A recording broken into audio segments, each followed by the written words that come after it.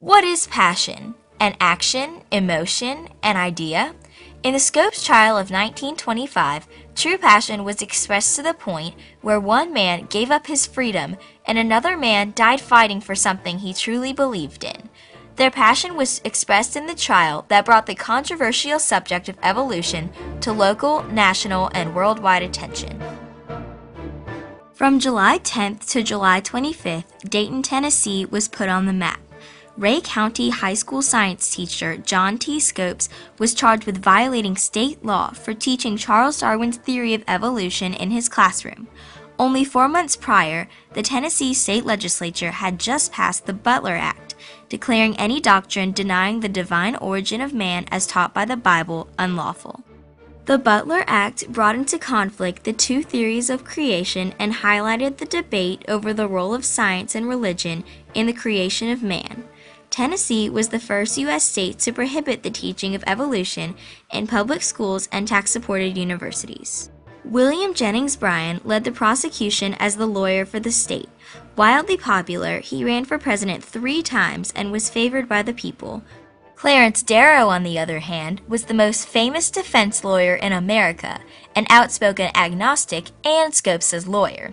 The Darrow-Bryan clash captivated worldwide attention. There were 500 people in the courtroom on the first day of trial alone. Any violation of the Butler Act was punishable by fine. Therefore, Scopes was put on trial, found guilty, and fined $100. But what really was on trial here? The lawbreaker or the law itself? Called the monkey trial because Darwin believed humans descended from monkeys, this case not only attracted the attention of local residents, but citizens around the world. John T. Scopes was a substitute teacher who risked his occupation, home, and freedom to challenge a law he strongly opposed. Also, William Jennings Bryan fought so incredibly hard to win this case that several weeks later he died from a fatal heart attack, which supposedly was caused by an overload of heavy foods and heavy stress. This man was so determined to reach his goal that it affected his health and eventually led to his death. These men embody true passion. They harbor such motivation, such drive, which is something we can all aspire to have. The outcome of the Scopes trial did by no means end this controversy. The case went all the way. Monday, July 20th. The day began so hot and humid that Judge Ralston reconvened court outside under the trees. And then, while a crowd gathered, Darrow and the defense team called a surprise witness.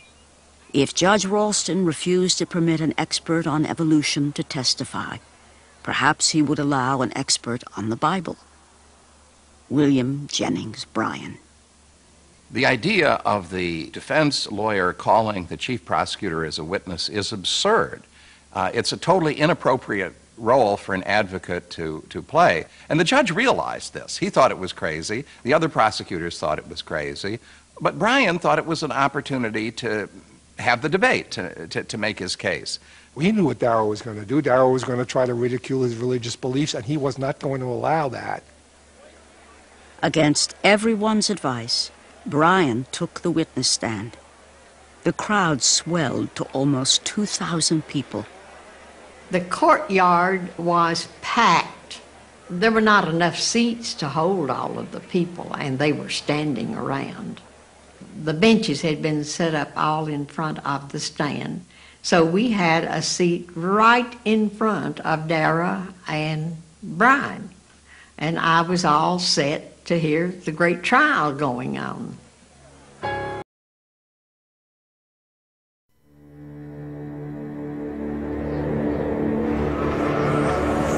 In the centuries prior to World War I, most Western nations thought of themselves as Christian nations. William Jennings Bryan, a leading American politician committed to promoting Christianity in the public square, was deeply troubled by the war. When he learned that evolutionary thinking had played a major role in leading Germany into war, Bryan turned his energies to oppose the teaching of evolution of man in America. He traveled widely, warning about the dangers of teaching human origins contrary to the Bible In response, Tennessee enacted a law making it illegal to teach that man has descended from a lower order of animals. But the ACLU was ready. It offered to defend any teacher willing to test the new law. And John T. Scopes, a young teacher in Dayton, Tennessee, accepted the offer. When the town asked Bryan to defend the law, the famous lawyer Clarence Darrow offered to defend Scopes. The resulting trial took center stage in the hot summer of 1925. Before a worldwide audience, Darrow, a well-known agnostic, used the courtroom to attack Bryan's view of the Bible. In the end, the ACLU failed to overturn the law, but it set a precedent. The Bible had been ridiculed in open court. Several decades later, the movie Inherit the Wind deliberately twisted the events at Dayton to make a veiled political attack on McCarthyism. The movie portrayed Christians as closed-minded, ignorant bigots, suppressing the truth from children. Public opinion was swinging in America. Today, the situation from 1925 is completely reversed. In the schools, the evolution of man is taught as fact, and Christianity and the Bible have lost their place in the public square.